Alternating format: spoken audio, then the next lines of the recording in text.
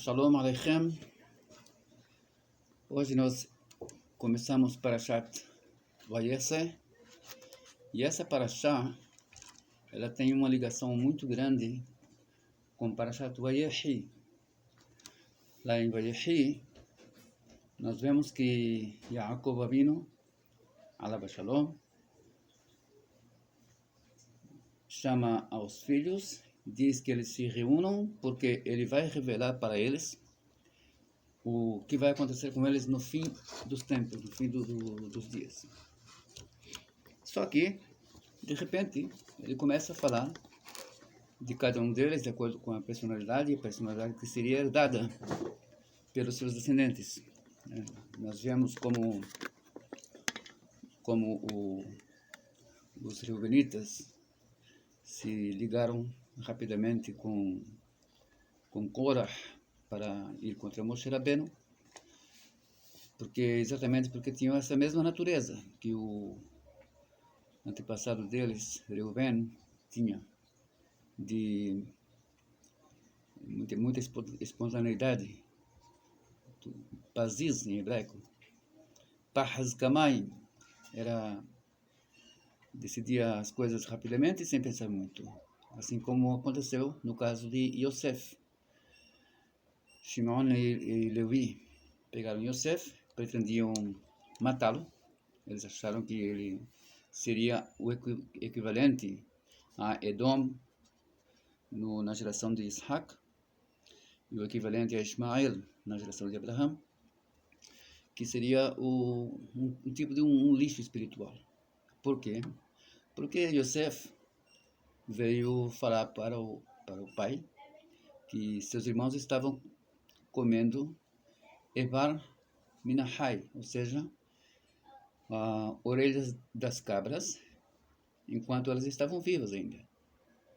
E isso seria comer carne de um animal vivo, e é uma proibição muito grave. Uma das proibições também para o Bnei Noach, que no caso eles eram ainda o Bnei Noach.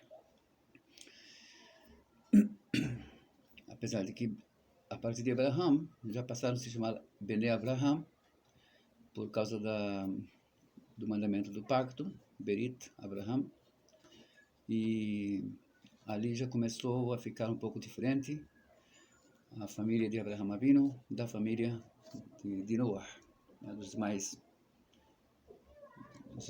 habitantes do planeta.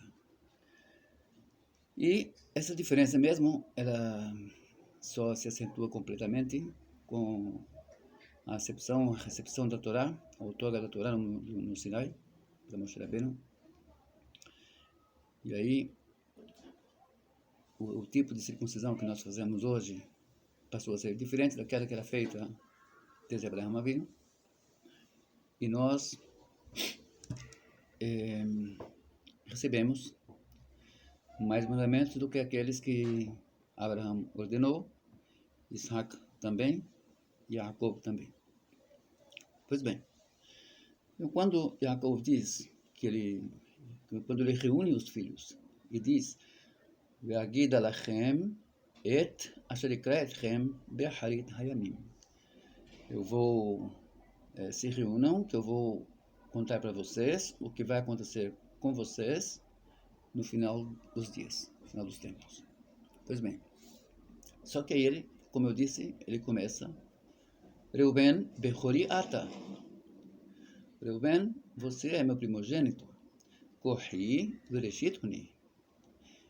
Minha força e o princípio das minhas forças. Yeter set veyeter az. Você é aquele espontâneo e também o mais intrépido de todos os filhos. Não tem medo de nada. Mas aqui, o que nós vemos é que aquilo que Jacob ia falar, ele deixou de falar. Na verdade, ele cita apenas a natureza dos filhos, de cada um deles, e como seriam seus descendentes. A casa de Israel completa tem essas qualidades. Os Leviim são sempre mais nervosos, tanto que era um castigo para um refugiado que quando chegava para uma cidade de refúgio, uma pessoa que matou alguém por acidente. Então ele tinha o direito de fugir para uma cidade de refúgio. Cidades de refúgio geralmente eram cidades onde moravam leviim, onde moravam levitas. E dizem que é um pessoal tão chato que eles não suportavam isso. Eles só podiam sair de lá quando o Kohen Gadol morresse. E começavam a rezar para o Kohen Gadol morrer logo. Mas é isso que acontece aqui, e ele não consegue relatar tudo o que ocorreria até os fins dos dias. Então o que é interessante aqui é que nessa Parashat Vayeser, nós temos aqui no comecinho dela, Vayeser Yaakov mi Be'er Sheva, Vayelech Haran. Saiu Yaakov de Be'er Sheva e foi para Haran. Haran é um lugar na Síria. ויפגע במקום וילן שם כבא השמש. A expressão Barra Shemesh, né, ele chegou ao lugar e descansou lá, dormiu lá, porque o sol veio. Essa expressão, a vinda do sol, nós temos no Tratado Berachot, no comecinho do Tratado Berachot, ali uma pergunta: o que significa vir o sol? O que é vir o sol? Porque lá na frente, na Torá, onde fala sobre purificações, está escrito o Barra Shemesh, o Etaher. Vem o sol e a pessoa estará purificada. Ou seja, uma pessoa que foi Zava, que teve os 8 dias de impureza, no 7º dia, ele faz a atividade dele, ainda durante o dia, mas enquanto não saírem as estrelas, ele não estará purificado. Diferente da Nidá, que a Nidá, ela tem que fazer na noite do 8º dia. Isso tem uma diferença. Então, perguntam lá, o Barra Shemesh, o Vetaher. E respondem, Biat Shimsho, Biat Oro, é a vinda da luz do sol de manhã? Ou é quando o sol se põe? Acabam chegando à conclusão, tanto no costume de falar da terra de Israel, como de uma fonte da época deles lá, que o sentido, Rav Shelat, o sentido dessa expressão é que o sol vem e se põe. Então, quando entra o oitavo dia, na noite do 8º dia, a pessoa estará purificada. Nesse caso aqui, é a mesma expressão. Vayalan Sham Kivah Hashemesh. E dormiu lá porque veio o sol. Ou seja, o sol se pôs. Vaikach me'avnei hamakom. E tomou das pedras do lugar. Vayasam mera'ashotav. E colocou como cabeceira. Vaishkav. E deitou-se bamakom hahu. Naquele lugar. E na continuação, Vayahalom. Ele sonhou. Vehine sulam musavarsa. E eis uma escada estava estendida até a terra. Verosho magia hashamayma. E o seu topo chegava aos céus. Vehine malachei Elohim olim veolim bo. E eis anjos de Deus subiam e desciam através dessa escada. Subiam e desciam por ela. E isso aqui foi a visão que o sonho-visão que Jacob Avinu teve e que ele queria revelar para os filhos. Tudo como funciona. E eis que nós temos aqui no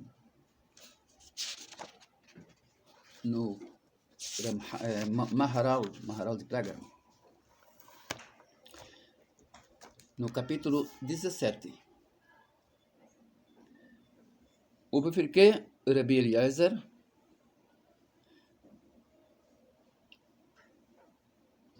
והנה מלאכי אלוהים עולים ויורדים בו, והראה לו הקדוש ברוך הוא 4 מלכויות, מושלן ועובדן. É muito importante esse livro, se chama Netzach Israel. Aí saiu o contrário, fica espelhado, mas é um livro muito importante, porque ele trata exatamente esse Netzach Israel de todo o nosso percurso pela história, desde a época do Império Romano. Desde a época do Império Romano, nós vamos também abordar essa questão, porque aí começou o nosso exílio, um exílio sofrido, começou a galuta. E aí, continuando aqui, mostrou para ele os 4 reinados, quer dizer, os 4 impérios, o Império Persa, o Império Babilônico, o Império Grego e o Império Romano. והראלו שר מלכות בבל עולה 70 עקלים ויורד. Ele mostrou o Império Babilônico, que subia 70 graus e descia. E depois o dos Medos, os Medos persas, né? Sabemos que a Média e a Pérsia se uniram para formar aquele império. E subiu 52 e desceu. Depois veio Sar Malchut Yavan. Quando nós falamos Sar, nós estamos nos referindo ao anjo daquelas nações. Cada um é chamado Sar. Então, o Sar do povo de Israel é Michael.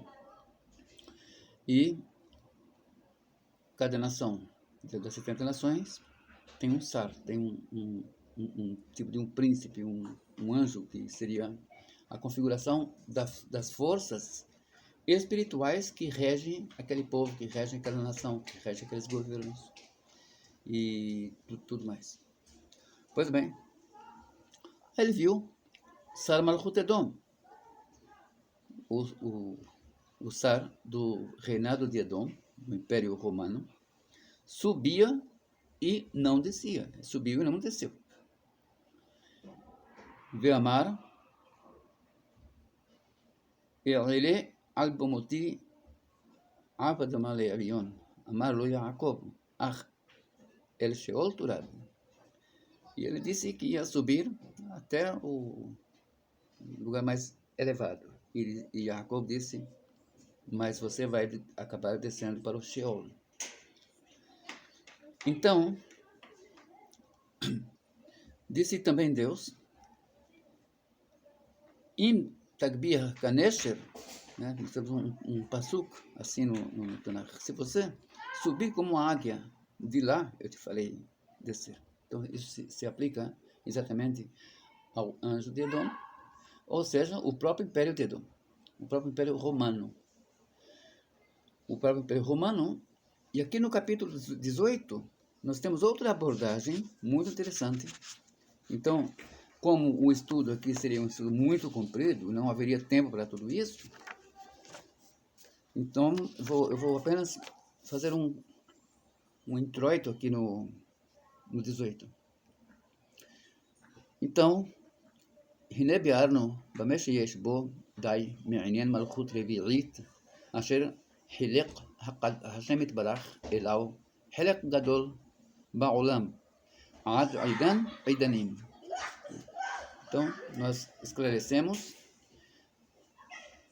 no que tem concernência com os 4 reinados, os 4 impérios, que Deus dividiu para eles muita coisa, muita capacidade, muita riqueza.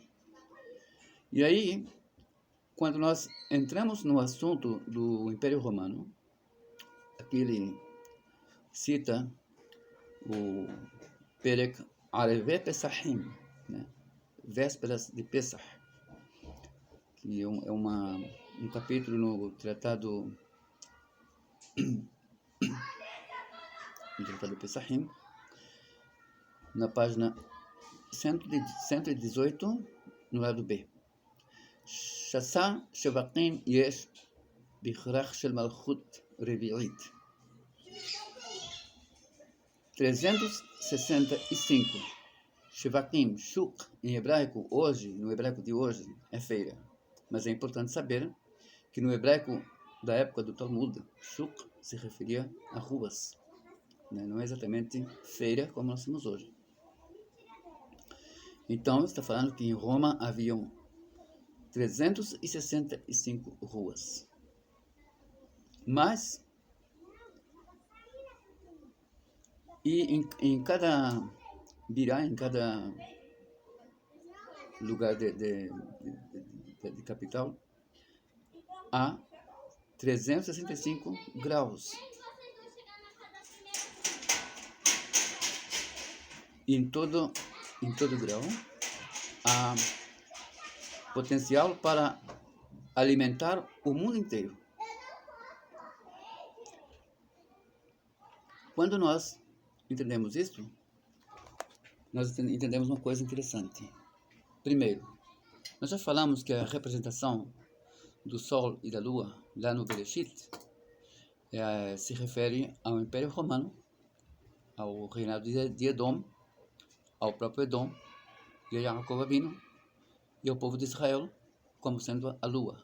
É por isso que quando nós fazemos Birkat Levaná, nós dizemos Shehem Atidim Lithadesh Kemutah, porque toda essa riqueza aqui que o Império Romano teria, e também os 365, não somente se refere ao Sol, ao potencial que eles têm da vitalidade que o Sol traz para as pessoas, mas também eles eram adoradores do Sol.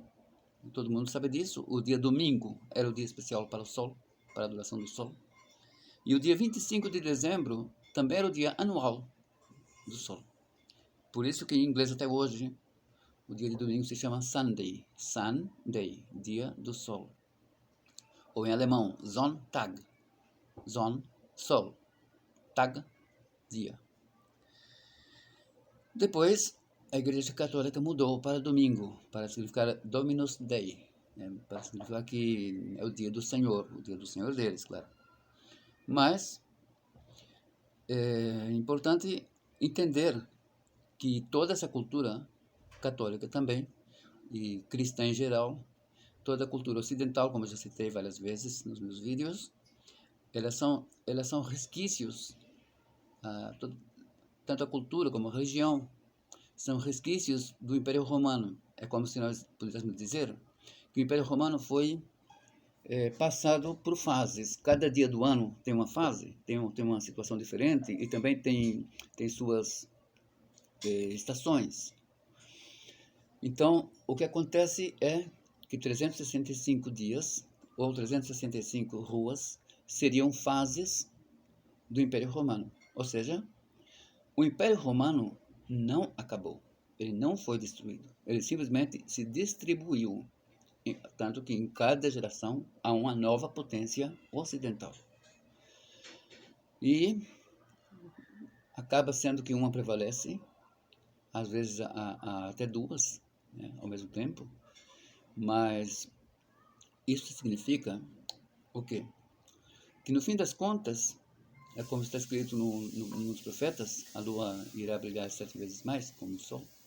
Então, o que resta entender aqui é que todo esse exílio nosso, e todo esse sofrimento que nós já passamos, e a riqueza do Império Romano, o poderio bélico do Império Romano que estou falando, das potências por cada geração, tudo isso é apenas o preparo para uma herança. Essa herdade, nós, o povo judeu, vamos tê-la no fim dos tempos. quando começar o reinado do filho de Davi. Então era isso que eu queria dizer para vocês hoje, era isso que Jacob Avinu pretendia também revelar a seus filhos, mas com muito mais detalhes, porque nós sabemos de tudo isso porque já passamos quase tudo. Nós estamos no final. Nós estamos naquela época em que se diz que no Yerushalmi, no Talmud Yerushalmi, fala sobre dores de parto. E aí é como uma mulher com dores de parto. Dores de parto, elas vêm, passam um pouquinho, se aliviam, depois voltam mais fortes, depois se aliviam, depois voltam mais fortes ainda. E aí tem o parto, e é só alegria e felicidade. E por isso, todos esses problemas que nós temos com terroristas, às vezes, ou com antissemitas fora da terra de Israel, tudo isso vai passar e são apenas dores de parto de uma mulher grávida. Então, deixo com vocês aqui Shabbat Shalom. Agradeço pela atenção, espero haver contribuído com a sapiência, com o conhecimento de vocês. E muita harmonia, muita paz para esse Shabbat. Shabbat Shalom, Umevorach.